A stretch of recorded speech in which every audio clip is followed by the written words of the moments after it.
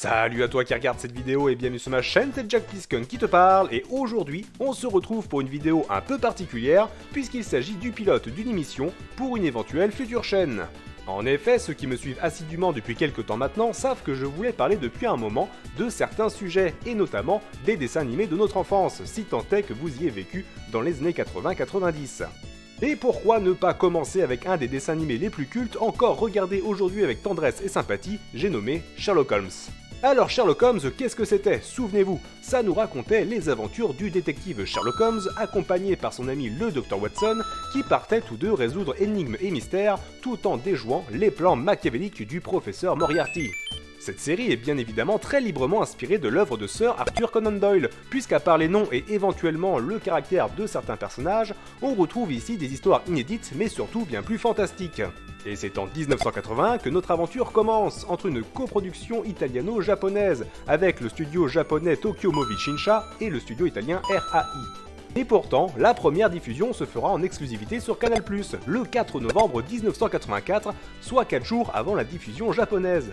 A savoir aussi que la série connaît un arrêt momentané en 1983 pour des problèmes d'ayant droit avec les descendants de Sir Arthur Conan Doyle, avant de reprendre en 84 pour 20 épisodes, concluant la série à 26 épisodes seulement. Enfin, il est connu comme le loup blanc, ou plutôt devrais-je dire comme le renard blanc, que monsieur Hayao Miyazaki, le papa de Ghibli, a participé à l'écriture des 6 premiers épisodes, bien que ces derniers ne soient pas diffusés forcément dans l'ordre chronologique. C'est pourquoi on retrouve sa patte tant dans le design que dans son animation. Il supervisa le projet avant de s'occuper de l'adaptation en manga de Nausicaa de la Vallée du Vent, durant la coupure précédemment mentionnée. Et oui, 26 épisodes seulement. Alors ça fait toujours un petit peu bizarre quand on y pense, on a souvent cette impression que ça durait bien plus longtemps, mais en fait, pas du tout. Et comment ça se passait dans cette série? Eh bien déjà, chaque épisode peut se regarder dans le désordre, il n'y a pas vraiment d'histoire suivie, et chaque épisode se suffit à lui-même. Et bien souvent, comme dans Scooby-Doo, ça commence par un mystère très mystérieux, avant d'enchaîner sur la vie peinarde de nos héros, qui se retrouvent d'une manière ou d'une autre mêlés à cette affaire.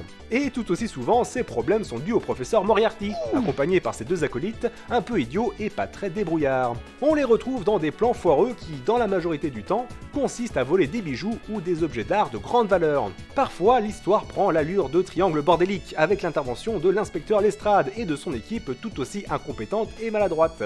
Alors bien que la résolution des enquêtes ne soit pas forcément le point fort de cette série, on ne peut pas nier que le tout est franchement bien rythmé. Tiens, prenons par exemple l'épisode 15 nommé « La statue d'or ».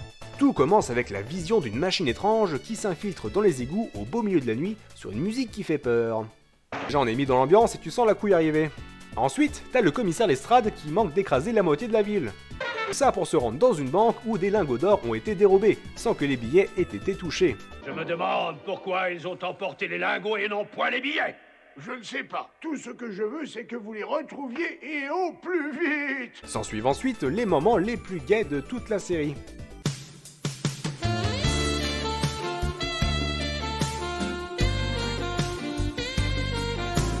Tout ça pour qu'au final, Sherlock Holmes trouve une piste en 2-2, en feuilletant son journal du matin et en prenant son petit déj au calme. Je crois avoir trouvé quelque chose de plus intéressant. Les deux méfaits ont été commis par le même bandit, c'est tout. Sherlock et Watson vont donc visiter l'atelier du sculpteur disparu, tout ça pour tomber sur ces plans qui vont révéler... Regardez donc ces dessins. Le grand condor des mystérieuses cités d'or! Par le ciel, mais c'est le professeur Moriarty. Nos deux compères vont ensuite enquêter dans le coffre-fort de la banque, et vu que le QI de Sherlock Holmes dépasse les 2 chiffres, ils décident de regarder ce qui se passe derrière l'étagère où étaient entreposés les lingots d'or. Et oui, apparemment chez Moriarty et compagnie, on est voleurs et maçons. Après avoir évité la noyade en défiant les lois de la gravité...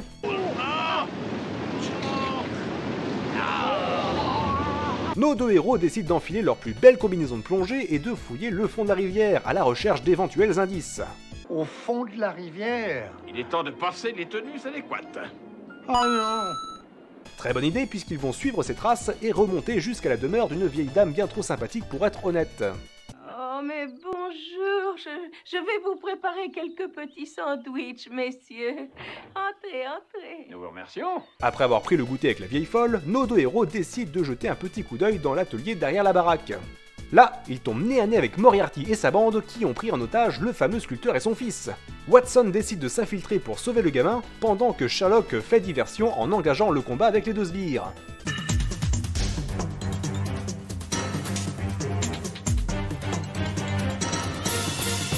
Évidemment, tout ne se passe pas comme prévu, c'est le bordel, et Moriarty parvient à s'échapper à bord de son petit avion, tout en emportant la statue dorée avec lui.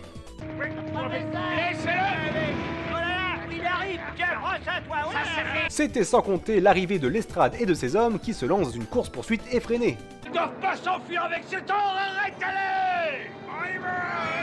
Et enfin, les méchants arrivent encore une fois à s'enfuir, mais les gens sont sauvés, l'or est récupéré, et tout est bien qui finit bien.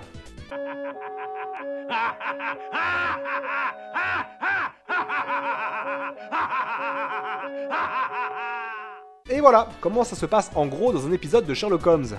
Parfois, on a des histoires qui changent, avec notamment mon épisode favori, le numéro 4, l'enlèvement de Madame Hudson.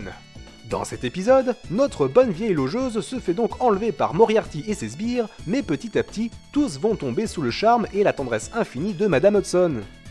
Un très joli épisode qui nous permet de voir un peu plus le côté des méchants et qui met un peu sur la touche nos deux protagonistes. C'est rempli de moments touchants et on a même droit à la fin à un très joli discours de la part du professeur Moriarty, mais ça, je vous laisse le découvrir par vous-même. Le ton est léger et bon enfant, les gentils sont courageux et intelligents, les méchants sont idiots et amusants, et c'est tout ça qui fait qu'encore aujourd'hui, un enfant pourrait regarder Sherlock Holmes sans aucun souci. Loin de moi l'idée de faire le vieux con en disant « gneu c'était mieux avant », mais Sherlock Holmes était vraiment une série de bonne qualité.